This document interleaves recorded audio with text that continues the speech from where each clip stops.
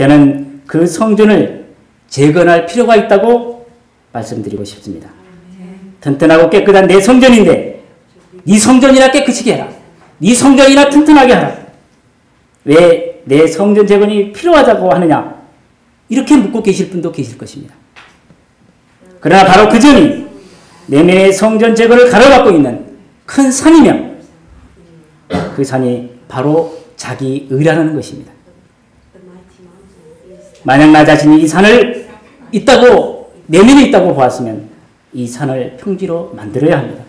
그러나 이것은 우리의 노력으로 능력으로 할 수 없습니다. 오직 성령의 힘으로만 가능합니다. 성령의 힘을 따르기 위해서는 바로 회개가 선행되어야 합니다.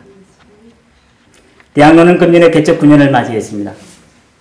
우리도 내년의 성전을 재건하기 위해서 수룹바벨처럼 14년을 기다려야 하겠습니까? 그래야 우리 내면의 성전을 재건할 수 있을까요? 12명의 성경 선생을 이루고자 매년 기도 제목으로 제시했습니다. 그런데 우리를 맡고 있는 장애물이 무엇이었기에 8년 동안 이루지 못했을까요? 앞으로 14년을 채우려면 금년까지 포함해서 6년을 더 기다려야 합니다. 6년을 더 기다리시겠습니까? 아니면 스가랴의 말씀에 순종하여 회개하고 금년에 완성하시겠습니까? 그것은 여러분이 회개할 때 성령의 역사가 시작될 것입니다. 그 역사의 주인공이 되고자 하는 간절한 소망이 있습니까? 그 소망을 갖고 한 해를 출발할 수 있기를 기도합니다. 진정 나의 내면의 영적인 성전을 재건하고자 그러한 소망이 가득합니까? 이를 위해서 고민해 보셨습니까? 저는 오랜 세월 동안 이 문제에 대해서 고민했습니다. 경영 전략을 공부하고 또 가르치는 저로서는 누구보다도 여기에 대해서 많은 생각을 했습니다. 그러나 얻어진 결론은 내가 생각하고 있는 전략과 전술, 멋지고 그럴듯한 프로그램에 있는 것이 아님을 깨닫게 되었습니다. 그리고 내면의 성전 재건은 오직 성령님의 역사라는 것을 깨닫게 되었습니다. 그러기 전까지 저는 가능하다는 인간적인 성실과 노력, 전략, 그리고 멋진 계획이나 또 그리고 프로그램을 개발해서 이것을 이루어보고자 했습니다. 그러나 얼마나 어리석고 부끄러운 일이었는지요. 그리고 그 일을 이루고자 또 이루어달라고 얼마를 기도를 했었는지요. 만약에 이 일이 성취되었다면 그것은 나의 성실과 노력, 내 프로그램과 계획이 빛나게 되는 것이지 그곳에 하나님의 영광은 없었을 것입니다. 따라서 하나님께서는 당연히 저의 기도를 들어주실 리가 없었습니다. 물론 인간적인 성실과 노력으로 어느 정도의 결과는 있을 수 있고 성공도 있을 수 있었을 것입니다. 이제 저는 여러분에게 분명하게 말씀드릴 수 있습니다. 캠퍼스 선교는 우리의 그럴듯한 프로그램에 달려있지 않습니다. 우리의 멋진 계획에 있지 않습니다. 우리의 멋진 생각에 있지 않습니다. 우리의 능력에 있는 것도 아닙니다. 우리의 노력으로도 되지 않습니다. 오직 성령님의 인도에 의해서 달성되는 것입니다. 그러면 어떻게 해야 성령님의 인도를 받게 될까요? 성령님의 인도하심을 받기 위해서 바로 회개해야 합니다. 그때서야 성전 재건을 이룰 수 있는 기초가 다져지는 것입니다. 대학로의 큰 산은 무엇이라고 생각하십니까? 대학로 센터는 누구라고 생각하십니까? 대학로 센터가 이 건물입니까? 아닙니다. 대학로 센터는 바로 나 자신입니다. 바로 우리들입니다. 그렇다면 나에게 있어서 큰 산은 바로 대학로의 큰 산입니다. 나의 큰 산은 무엇입니까? 어떤 장애물과 방해물이 있습니까? 내면 성전의 가장 큰 장애물은 바로 내 안에 있는 자기의라는 것입니다. 이것이 가장 큰 산입니다. 자기의란 내가 하는 것은 뭐든 다 선하고 남이 하는 것은 다 선하지 않을 수 있다라는 생각입니다. 내가 하는 것은 다 올바르고 남이 하는 것은 틀린 것이라고 생각하는 것입니다. 이로 인해서 온갖 제약의 싹들이 돋아나기 시작합니다. 사단의 역사가 시작되며 성령은 기죽어 있게 될 것입니다.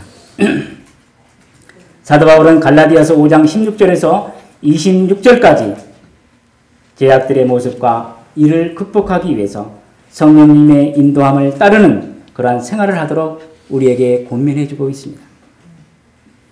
우리는 성령님께서 바라는 것과 정반대로 악한 일 하기를 좋아하는 두 본성이 있습니다.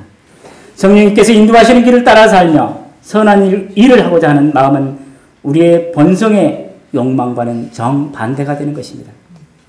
우리 내면에 있는 이러한 두 힘은 우리를 조종하기 위해서 끊임없이 서로 내면에서 싸움을 하고 있습니다.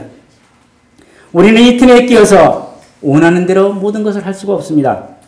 그렇기 때문에 우리는 성령님의 인도하심을 따라 살아가야 합니다. 만약 우리가 우리의 본성이 시키는 대로 육체의 욕망대로 산다면 대학로의 영적인 성전 제거는 불가능하게 됩니다. 왜냐하면 육체의 욕망을 따르는 삶은 더러운 생각과 육신의 쾌락을 찾는 마음, 또 우상숭배, 마술, 헐뜯음과 싸움, 질투와 분노, 언제나 자기 이익을 추구하고 그러한 일을 하고 불평과 비판적인 태도를 갖고 자기의 작은 당파 외에는 모두 나쁜 것으로 인정하는 배타주의와 거기서 나오는 잘못된 교설, 시기, 살인, 술주정, 흥청대며 먹고 마시는 그런 것들이 바로 육체의 욕망대로 사는 것입니다. 우리 내면에 이러한 것들이 나를 지배하려고 하고 있습니다. 그러나 우리가 이러한 모든 것을 제거할 수 있을 때 성전 제거는 이루어지는 것입니다. 곧 내가 깨끗하게 될 때 대학로가 깨끗해지는 것입니다.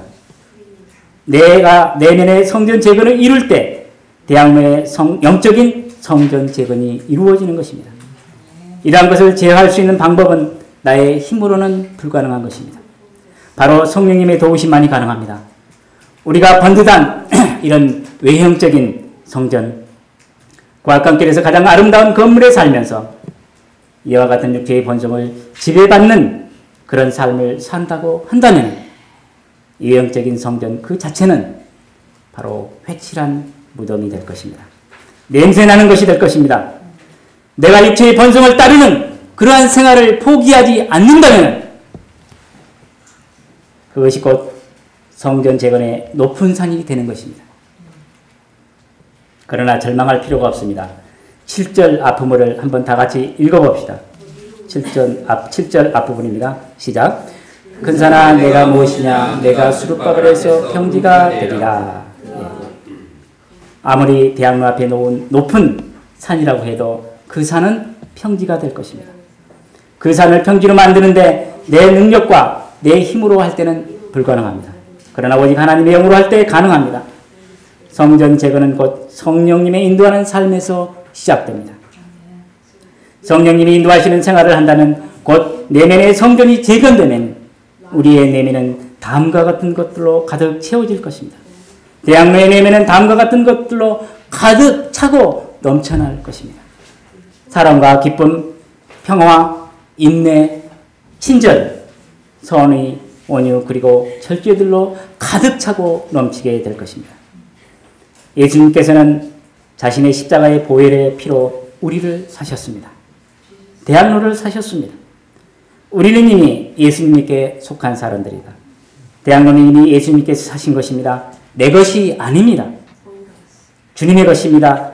주님의 소유가 된 것입니다.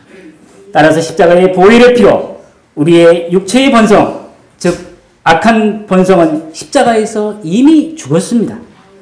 사도 바울은 우리에게 그리스도 예수의 사람들은 육체와 함께 그 정욕과 탐심을 십자가에 못 박았다고 했습니다. 지금 우리가 성령의 능력으로 살고 있다면 모든 생활 역시 성령의 인도를 따라 살아야 합니다.